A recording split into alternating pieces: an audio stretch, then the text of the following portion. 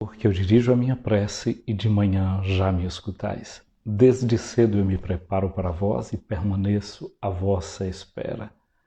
Graça e paz, cara amiga, caro amigo que acompanha diariamente a nossa meditação sobre a Palavra de Deus na Santa Liturgia, a Palavra de Deus no Santo Evangelho, nesta segunda-feira da 23ª semana do Tempo Comum.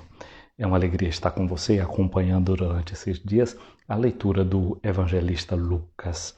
Ontem nós escutávamos Jesus que nos convidava a não termos medo das dificuldades na vida da gente, a não termos medo de entrar na nossa morte, na nossa dor, no nosso sofrimento. Jesus fazia um convite: pega a tua cruz e me segue. Às vezes a gente pensa que o seguimento a Jesus é para facilitar a vida da gente, né? Tudo vai ser facilidade. O convite de Jesus, aliás, é um convite para uma outra coisa, é para a fidelidade. E a gente sabe que até hoje em dia o mundo do comércio, o mundo do marketing faz tudo para poder fidelizar os seus clientes. Jesus quer que nós sejamos discípulos fiéis, não porque ele nos faz propostas simples e fáceis para a vida da gente, mas de fato faz aquele tipo de proposta que faz a gente ser feliz. Jesus não nos engana quando nos convida. O enganador é um outro, não Jesus. Jesus é aquele que nos dá uma proposta de verdade, uma verdade que liberta. E a verdade que liberta, às vezes, é justamente ensinar a gente a entrar dentro das nossas dificuldades, dentro da nossa dor. Que a gente não precisa, a todo custo, querer que a gente esteja sempre feliz segundo o mundo. É por isso que as bem-aventuranças no Evangelho entram justamente em contraste com aquela proposta de felicidade que o mundo apresenta. Jesus apresenta como felizes quem é pobre, como feliz quem chora, como feliz quem está lutando pela justiça dentro de um mundo que está polvilhado de corrupção e de gente mostrando força e potência. O caminho do Evangelho vai na contramão daquilo que o mundo propõe. Mas este é o caminho verdadeiramente libertador e o caminho que faz a gente de verdade ser feliz. Bom, eu tenho uma grande alegria de estar com você meditando a Palavra de Deus no dia de hoje. Eu sou o Padre José Raimundo dos Santos, sou da Diocese de Amargosa, na Bahia. Mas olha, ontem eu fiz uma experiência muito interessante com um grupo de pessoas. Eram de pontos diversos do mundo, a gente poderia até dizer, e de pontos diversos do Brasil. Gente que todos os dias recebe os áudios que eu mando ou acompanham esses vídeos nossos e me disseram que durante a semana eles vão rezando com os textos do Evangelho da Liturgia, e quando é domingo à tarde eles se sentam por uma plataforma da internet e fazem uma espécie de círculo bíblico, contam, recontam, avaliam a vida espiritual. E ontem eu pude me encontrar com esse grupo de pessoas. Tinha gente da França, tinha gente de São Paulo, tinha gente do Rio de Janeiro, e tem gente que é de Portugal, mas que ontem não estava presente, que está em Portugal. E assim a gente, e eu que estava aqui na Itália, e desse modo nós, espalhados pelo mundo, estávamos ali congregados, reunidos por causa da Palavra de Deus. Esse mês de setembro é o mês da Palavra de Deus, que nós na Igreja Católica dedicamos a um aprofundamento da Palavra de Deus. E esse ano nós estamos lendo o livro de Josué. O livro de Josué é um livro que conta, que narra a entrada de Israel depois da sua libertação no Egito, passando pelo deserto, entrou na posse da terra prometida. O Papa Francisco nos diz que tem 3 T's que a gente precisa estar atento na vida da gente. T de terra, T de trabalho, não é? E o T de teto, casa, que são necessidades que a gente tem. A gente precisa da terra, do mundo, não é? Que produz os nossos alimentos, a fauna e a flora. A gente precisa de um teto para ser abrigado, e a gente precisa de trabalho, porque o ser humano sem trabalho ele realmente não se completa, não se realiza.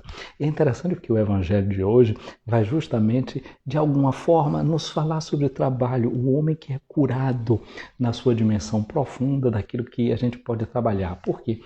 A mão do ser humano é desses instrumentos mais belos que a gente tem para transformar o mundo, para trabalhar o mundo de acordo com as nossas necessidades. E tanto é que o salmista diz: Senhor, fazei dar frutos o labor, o trabalho das nossas mãos. É bonito em cada celebração da Eucaristia, não é?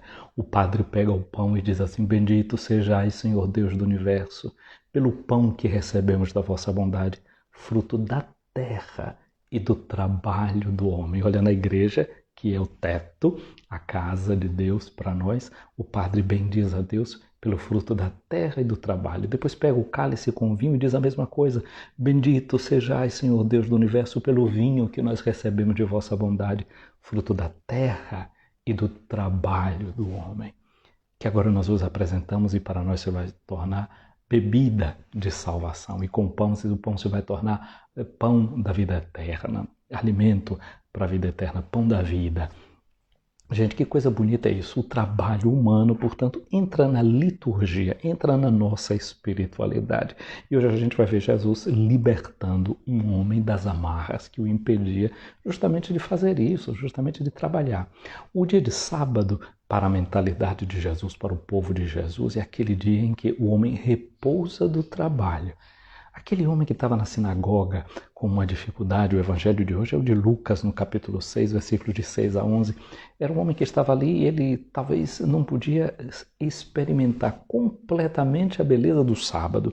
Não é porque o sábado é este dia para o hebreu em que se bendiz e se agradece a Deus por aquilo que se fez durante a semana, por aquilo que se realizou durante a semana. E aquele homem era um homem que talvez ali chegasse com mãos vazias, mas ele estava com um coração cheio de gratidão pela vida, pela sua experiência. Nós estamos partindo hoje para uma nova semana de trabalho e vamos contemplar esta cena, que é uma cena de um dia de sábado, em plena segunda-feira, pensando também na nossa vida, no nosso trabalho, naquilo que a gente deve fazer com as mãos da gente. E hoje a gente começa pedindo isso a Deus: Senhor, fazei dar frutos o labor das nossas mãos, aquilo que a gente vai fazer durante esta semana, aquilo que a gente vai fazer durante esse dia. Mas você aí na sua comunidade está participando do mês da Bíblia, dos encontros que tem na sua comunidade, ou quem sabe, não sei, você faz parte de algum grupo como esse no qual eu estive no dia de ontem, né? Com gente de diferentes pontos do Brasil e do mundo que estão reunidos em volta da palavra de Deus. Reunir-se é uma coisa muito importante.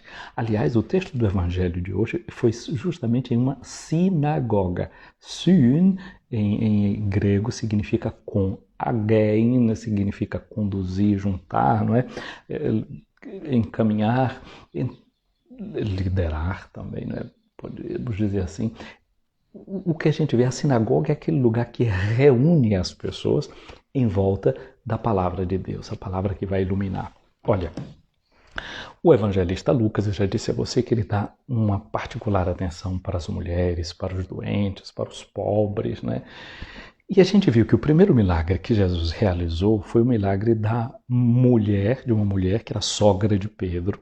Era um dia de sábado, Jesus saiu da sinagoga, entra na casa de Pedro e encontrou lá a sogra de Pedro, que estava com uma febre, ele curou. Então a primeira cura de Jesus ali a gente vê com uma mulher. A mulher, ela é símbolo da comunidade, é símbolo do povo de Deus, é símbolo também da igreja. Hoje Lucas nos mostra a cura de um homem. A gente não sabe quem era esse homem, mas é um homem que está imobilizado, paralisado numa das dimensões profundas dele, que era aquele de poder usar a mão. Vai ser interessante, nos Atos dos Apóstolos vai ter também uma cura que vai ser feita de um paralítico, alguém que estava paralisado nas pernas. Aqui é alguém que está paralisado com a mão direita. Normalmente todo mundo é mais destro, né? Trabalha mais com a mão direita. Então é um homem que está com dificuldade de poder trabalhar, de cuidar da sua vida, e Jesus vai lá e cura. Aí que a gente já vê esse equilíbrio dentro do Evangelho de Lucas. A cura de uma mulher, agora também é a cura de um homem que vai ser colocado no centro das atenções dos outros, porque da atenção de Jesus ele já tinha chamado desde o primeiro momento, quando Jesus o vê ali na sinagoga, e ele vai colocar diante de nós esse homem. Interessante, porque na sinagoga o lugar central deveria ser do livro da Torá, a Bíblia, não é, que deveria ter o centro da sinagoga. Agora Jesus está mostrando que o ser humano deve ter o seu centro das nossas atenções e o centro da nossa leitura. A gente nunca vai entender bem a palavra de Deus se a gente não coloca o ser humano a qual a palavra é destinada no centro das nossas atenções. Se a gente quer entender a Bíblia, a gente deve entender o ser humano. Ontem foi canonizado São João Paulo I. Foram 34 dias de pontificado desse homem, um dos pontificados mais curtos. Depois dele foi eleito João Paulo II. E João Paulo II, a primeira encíclica dele, como Papa, ele escreveu, foi Redemptor Hominis, o Redentor do Homem. E naquela encíclica, São João Paulo II diz uma coisa interessante. Ele diz que o homem é o caminho da igreja. Olha que palavra forte. Então, se a igreja quer ser fiel à sua missão de evangelizar, sabendo que Jesus Cristo é o caminho, a verdade e a vida, ela precisa conhecer o homem para proclamar o evangelho do homem, da boa nova da humanidade, a humanidade que é redimida, que tem um lugar no coração de Deus. Então a gente é chamado a entrar no dia de hoje, não é, a colocar o ser humano no centro. Quem é que eu preciso, qual é o ser humano que precisa ficar no centro da minha vida, que eu preciso prestar atenção? Será que é a minha mulher? É o meu marido? Esse ser humano que eu preciso colocar no centro da minha atenção é a minha mãe, é o meu pai, é um aluno, é um colega de trabalho. Quem é que eu preciso colocar no centro da minha atenção, que está precisando do meu amor, que está precisando do meu serviço, que está precisando da minha dedicação? Então vamos pedir a Jesus hoje essa graça também, que Ele nos ajude a perceber quem é que está precisando do meu cuidado, da minha atenção, do meu carinho, como forma de encarnar essa palavra de Deus que é libertadora na minha vida. Então, o Evangelho de Lucas começa dizendo assim: aconteceu num dia de sábado que Jesus entrou na sinagoga e começou a ensinar. Era o costume de Jesus ir na sinagoga. Sinagoga significa reunião, então a palavra de Deus é que reúne a comunidade, cada um estava na sua casa, no meio da sua família, mas dia de sábado se reunia. Assim também o projeto de Deus é o projeto de reunir a gente. Cada dia, quando a gente para diante da palavra de Deus, Deus quer nos reunir, quer nos unir, mas não quer que a gente fique disperso, espalhado, sem atenção. Jesus quer a nossa concentração. Então a gente se concentra aqui em torno da palavra de Deus e Jesus começou a ensinar. Aí havia um homem cuja mão direita era seca. Então esse homem com essa mão paralisada, essa mão que não pode produzir. Olha, ninguém é improdutivo.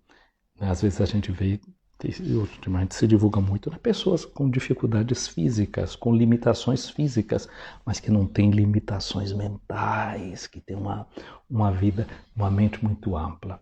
Eu tenho uma amiga que desde sempre ela me chamou a atenção. Ela se chama Maria Deusa. Deusa, ela é da cidade de Elísio Medrado, na Bahia, da diocese de Amargosa. Antes se chamava Paraíso.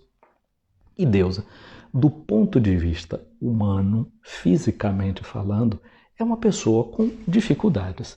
Mas olha, na década de 80, com todas as dificuldades, Deusa foi fazer uma faculdade. Ela não tinha dificuldade se não tinha uma cadeira. Hoje em dia ela tem ela é cadeirante, né? Ela tem dessas cadeiras elétricas, etc. Mas o fato de naquele tempo ainda não haver essas cadeiras elétricas no mercado não foi uma dificuldade para ela. Ela não tinha dificuldade de se deixar carregar por ninguém. Eu me lembro dos muitos encontros de Deusa lá no nosso seminário menor. Quantas vezes, né, o seminário, a questão da acessibilidade, hoje em dia tem rampas, etc. Naquele tempo não era que tivesse essas coisas, eram escadas.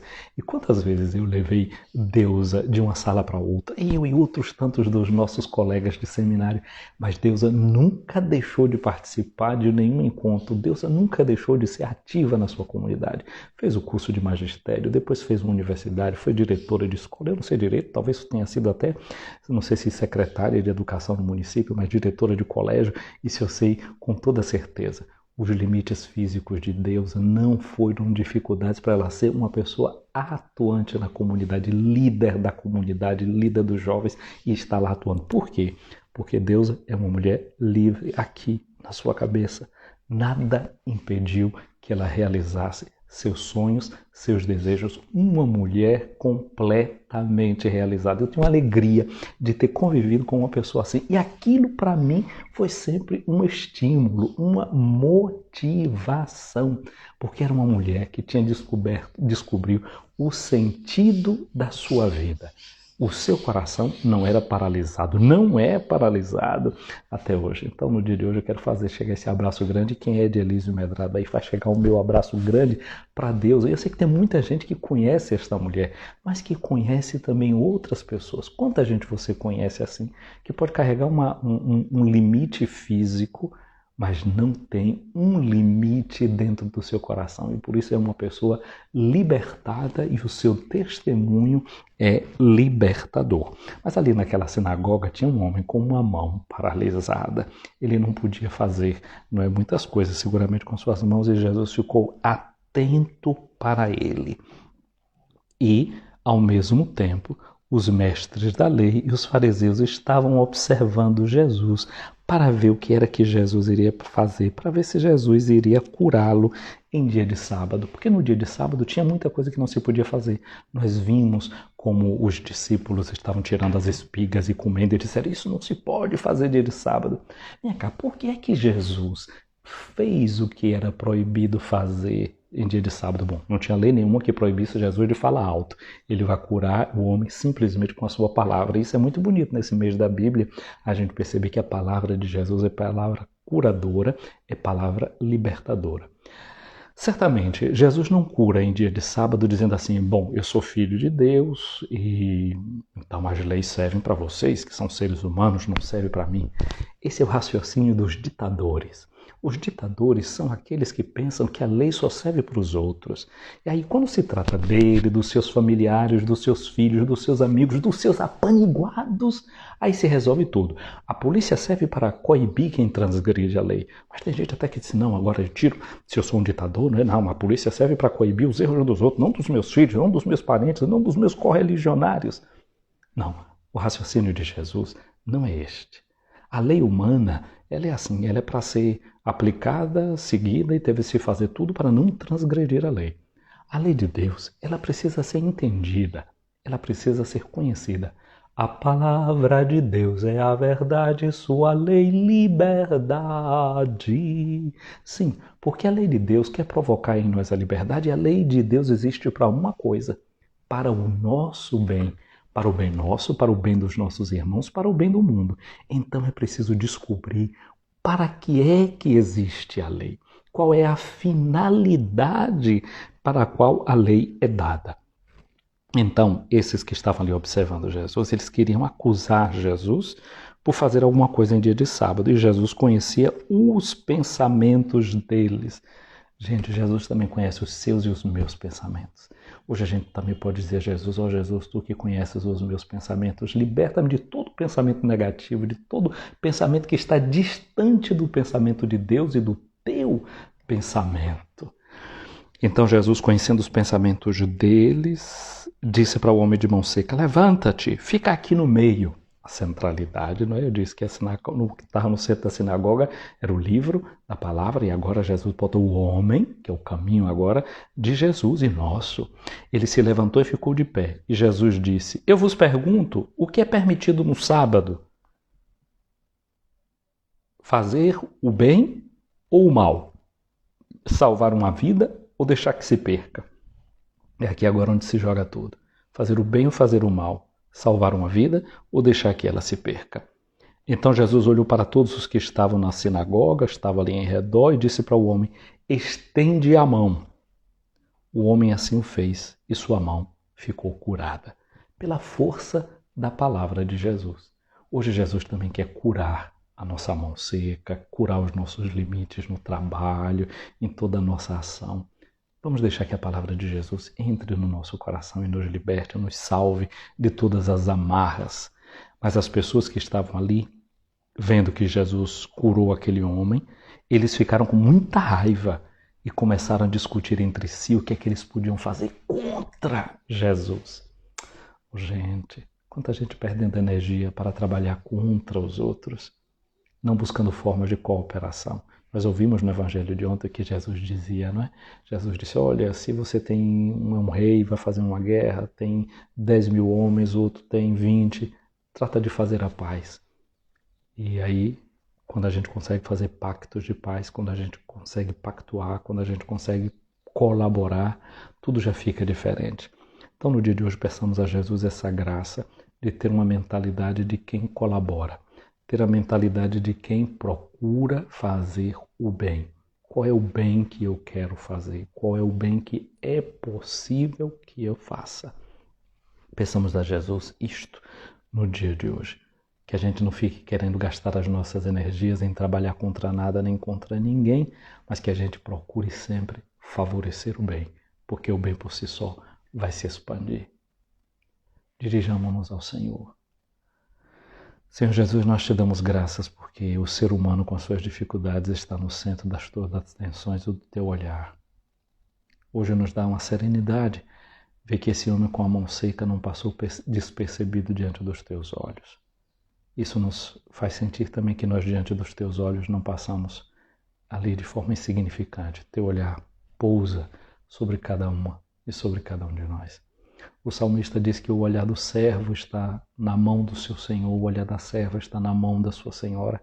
Mas hoje nós vemos que o teu olhar, que é Senhor, está nas mãos de cada uma e de cada um de nós. Obrigado porque tu olhas e vês as nossas mãos, porque tu olhas e vês os nossos corações e os nossos pensamentos e podes curar uma coisa e outra. Nós te pedimos, venha em nossa vida e dá-nos a cura de que nós necessitamos. Amém. Ouvi, Senhor, a minha oração, chegue até vós o meu clamor. Minha amiga, meu amigo, o Senhor esteja acima de ti para te proteger, à tua frente para te guiar, ao teu lado para te acompanhar, atrás de ti para te defender, dentro de ti para te abençoar. Que a bênção de Deus Todo-Poderoso, Pai, Filho e Espírito Santo, desça sobre ti, minha amiga, meu amigo, e permaneça para sempre. Amém. Um abraço a você que está aqui acompanhando essa nossa live. Hoje eu tenho aqui comigo a Nidy Gomes e também entrou aqui a PJPTN. Eu penso que seja de Presidente Tancredo Neves. Então um abraço para vocês aqui acompanhando essa nossa live. Você que vai entrar depois, a gente pede sempre. Curta a nossa live, comente a nossa live. É uma alegria contar com você e os seus comentários, e o seu like ajuda a gente a difundir essa mensagem do Senhor entre nós. Uma semana abençoada, uma semana produtiva, uma semana cheia daquela certeza. Jesus vê e enxerga a nossa mão, o nosso coração.